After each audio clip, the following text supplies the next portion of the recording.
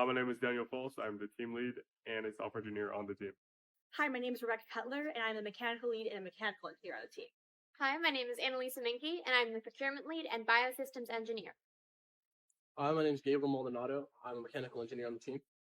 Hi, I'm Ziyan Wei. I'm an electrical engineer in this team. Hi, I'm Corey Pearson, and I am the electrical lead on the team. Today we are here to talk about the self-determining polypod for intaking data from the environment remotely, or better known as the SPIDER.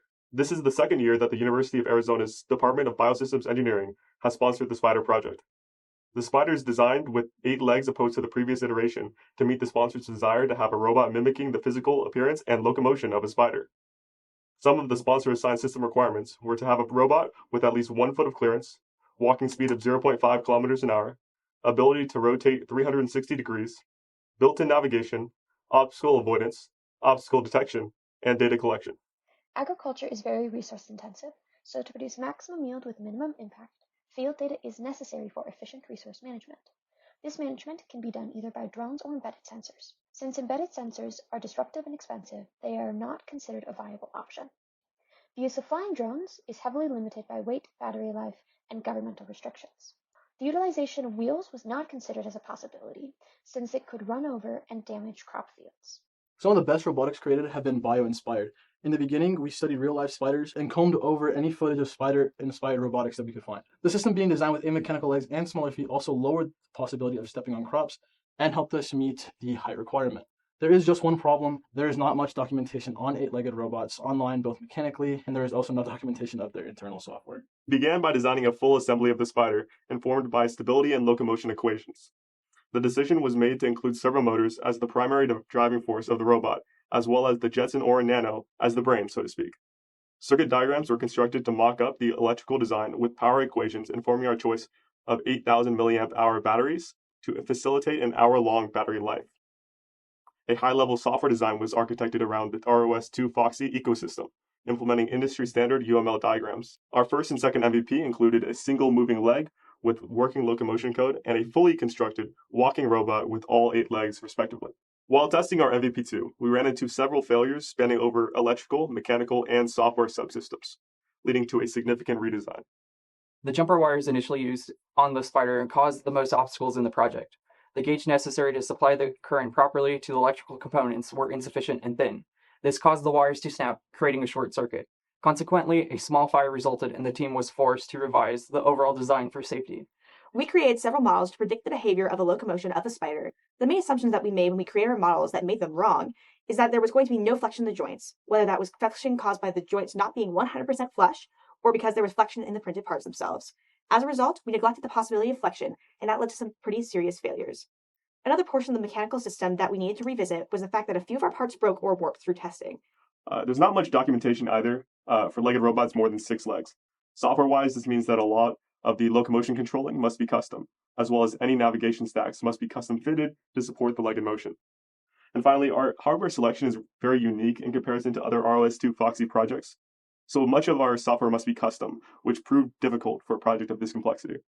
Extensive research was done to ensure the safety and success of the spider. The batteries are each rated for 8 amp hours, 7.4 volts, and 100 C. This means that the maximum current that could potentially be drawn from each battery is 800 amp. This poses serious safety concern and led the team to then calculate the maximum amount of current that our electronics can handle without losing functionality. In the worst case scenario, where all 6 servo motors connect to the servo driver are stalled out, there will be an amperage drop from approximately 30 amps. We use this value to determine the value of fast-acting fuses that we need to connect directly to the batteries. The potential for 30 amp from the battery means the spider's wire connecting to the batteries and fuses must be 10 gauge. We operate from standard 22 gauge jumper wires to 18 gauge, allowing 14 amps to be passed through. These wires were hand crimped and further ensure there is a secure connection between wires and pins to minimize the concern of wires disconnecting mid-operation. Addressing the electrical problems left our spider in a much safer and operable condition.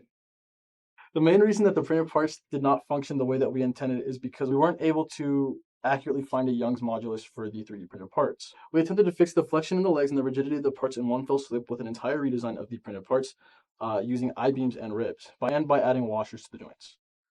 When we created and printed the new parts, we conducted tests with both the old and the new designs, and we found that the deflection reduced by a factor of 3 from the old design to the new design. We found the new design of the leg components to be adequate and the flexion caused by the printed parts themselves to be permissible. When we added the washers to the leg assembly, we found that the flexion in the joints on just the leg assembly was acceptable, and so now that there was only one space that the flexion was causing a major issue. We found that the flexion caused by the servos that were in the base was significant. The servos connected to the base were each deflecting outward at an average angle of 5 degrees at rest. This initial 5 degrees would have been acceptable, but as testing was conducted, the legs would deflect out more and more outward until they settled at an average angle of 15 degrees. This caused the base to sink towards the ground along with our hopes. This issue haunted us for days. Every possible solution seemed either clunky or expensive until we arrived at an elegant and cost-effective solution. We would use the moment generated by the weight of the base about the legs to cancel out its opposing leg by adding metal tension bars to the underneath of the spider assembly. To get around the lack of documentation, we are utilizing custom locomotion patterns with MATLAB calculated angles and formulas. This allows us to fully integrate our locomotion systems with the nav stack. We also created a completely new navigation stack, utilizing fundamentals of Nav2 and ROS to architect one from scratch, using GPS, IMU, and depth sensing data. We use third-party software where possible with the Depth AI API and Adafruit CircuitPython libraries. The footprint needs to approximate a circle of 1.8 meters to match the area of uncertainty of the GPS. That is done by using 3 sensors that are angled and pitched to make an approximate circle. The height they needed to be set at, pitch from horizontal, and offset from vertical were found using geometry. The housing is a thin 3D printed casing designed in SolidWorks. It uses a telescoping tube that adjusts to essential height and can collapse for easy storage. The sensors were put in front of a controlled color and each sensor was individually tested. The sensors were all connected to a testing Pi using a PCB, but the Pi could not process all 3 sensors through one I2C port. We used an I2C expander multiplexer to process all 3 sensors and verify they can all gather data appropriately. After the circuit is verified, the code collects data for 5 minutes, then sends it for processing. The various data products were produced and the GPS data was collected for proper gridding of the data. All upgraded electrical wires have been verified to be done properly with the continuity testing feature on the DMM. Wires continue to be checked as sockets tend to move as wires are disconnected and reconnected. As of the time of recording, we have successfully demonstrated forward motion and rotation, verified that our sensors are fully operational, and successfully modeled navigation with simulated sensors and locomotion in software. Expect a fully functional system on design day. Immediate plans for the Spider include testing and deployment for turf management, followed by a reconfiguration for crop monitoring and management. Future iterations will focus on autonomy, speed, all-terrain handling, and expanded environmental capacity, while continuing to experiment with viable applications in agriculture and exploration. This was Team 24009, and we thank you for watching.